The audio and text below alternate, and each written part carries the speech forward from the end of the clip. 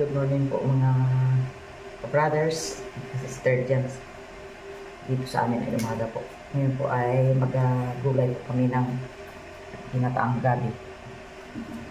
Ayan mga kabaders, yung nakaraang video, sabi ko, gabi. Gabi. Ang kataan natin, nakaraan ay sinigang. Ngayon ay... ang kaputol po nito ay sinigang namin, lagyan ng kaming baboy, buto-buto. Last video. Yung nakaraan. Ngayon po ay gataan ulit namin, lagyan namin ng kares-kares. Yung lupoy mga kabaders. Kabrother Ed po ay medyo sinisipon mga kabaders. So, kaya yung boses ko ay kakaiba. So, sinanay mo na magluluto. Total siya naman ng mas expert na sa pagluluto ng ginataan na gabi mga kabaders. So, malaking gata. Mas masarap yung malalaking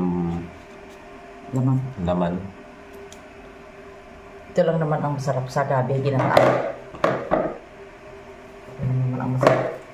Si nanay ang pinakamaagang gumising sa lahat sa amin. 3 ni Kameses. Matanda na kasi. Kaya pagdating ng alas 3 ng madaling araw, hindi nang patulog. Maaga matulog, maaga rin nagigising.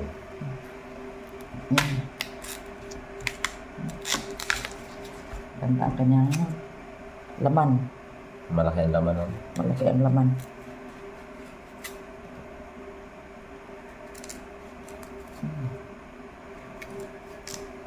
Daming laman ito.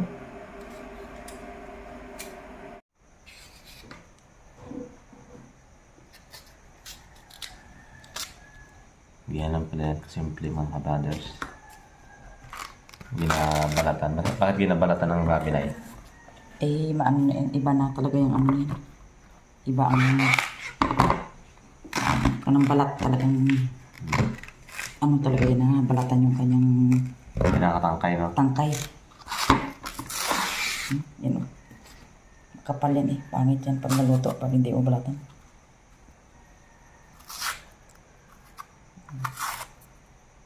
Yan ang masarap. Ang luto ni nanay. Napakasarap. Sa mga mahilig kumain ng mga ginataan. Pero yung iba namang tao hindi naman mahilig sa mga ginataan. Kami kasi mga kabrothers, ginataan ang aming hilig eh. Ako, si nanay, ang kapatid ko. Depende sa mga taong mahilig sa ginataan. Nagata. Paborito namin mga ginataan. Pag paborito mo ang ginataan, ito ang kainin mo.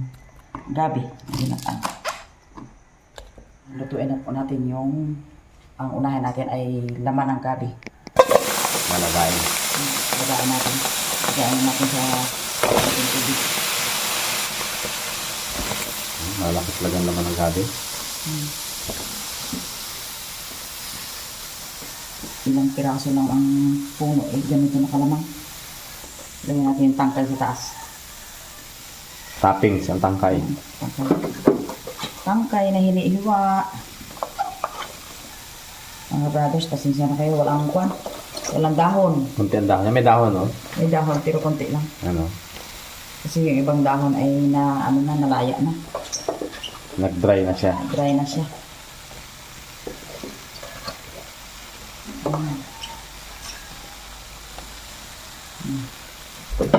Lagyan natin ng kaunting tubig. Tubig muna natin lagayin.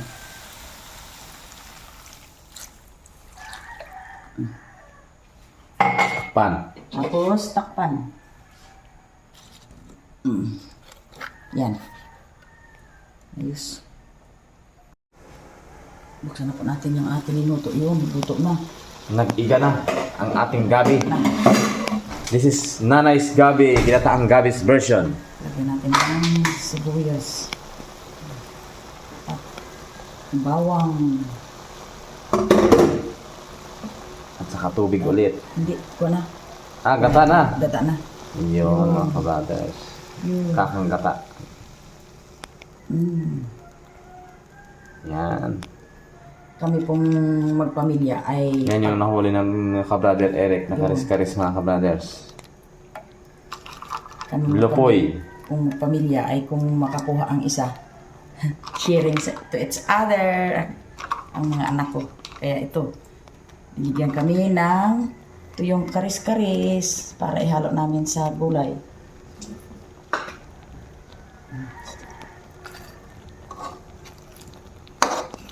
Medyo paiga siya ng konti.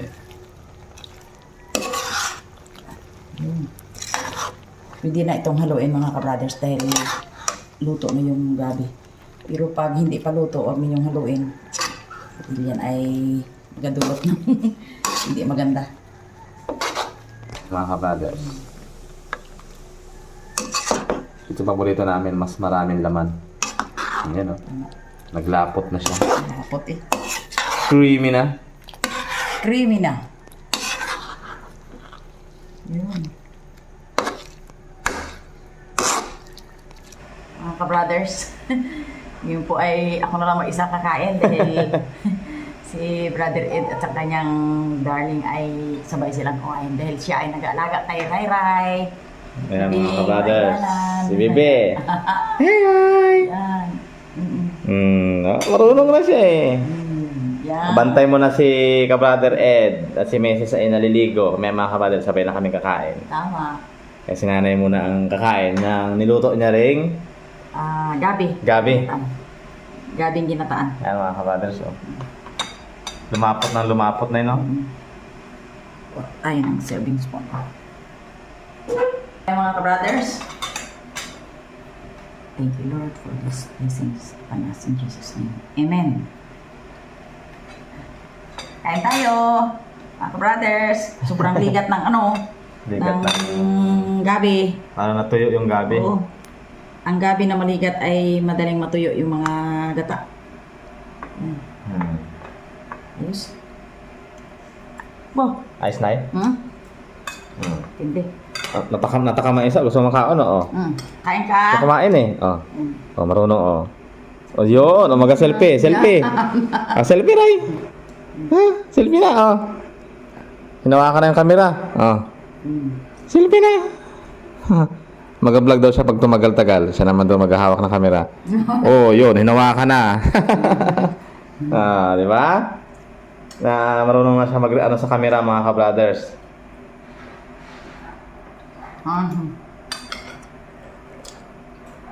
Tundiyan pa. Ligat? Nakaano sa ngipin eh. Mayabo? Yabi. Mayabo maligat. Halos puro laman na. Yung kanyang tangkay ay na ano na. Namasyal muna kami ni Ray Ray, mga ka-brothers, sa labas. Mamaya painitan natin si Ray Ray. Yan, dito yung pasyalan ni Ray Ray paghapon sa stroller. Pasyal na tayo. Mamaya magapainit kami. Pabalikuan.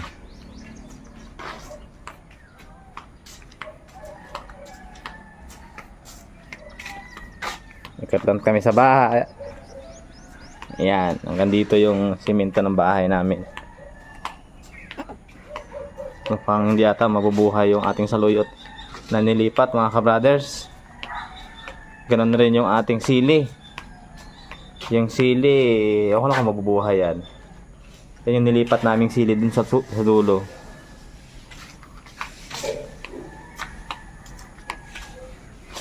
Yan, yung mga talong ni nanay, oh. Umungan na rin yung mga talong. Tsaka nagpakarami yung pitsay. Yung ating kamatis naman ay matataas na. Mga ilang linggo pa tayo ay pag bumunga yan, siguradong harvest na tayo. Update sa ka-gardens.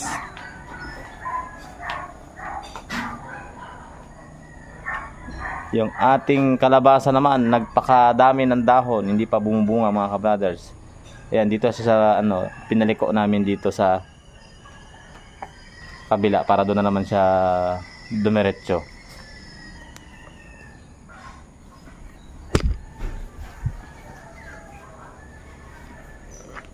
Say bye-bye na tayo, mga ka-brothers. Bye-bye na, Ray Ray. Bye-bye, mga ka-brothers. Laro-laro muna kami ni Ray Rayin. Hmm.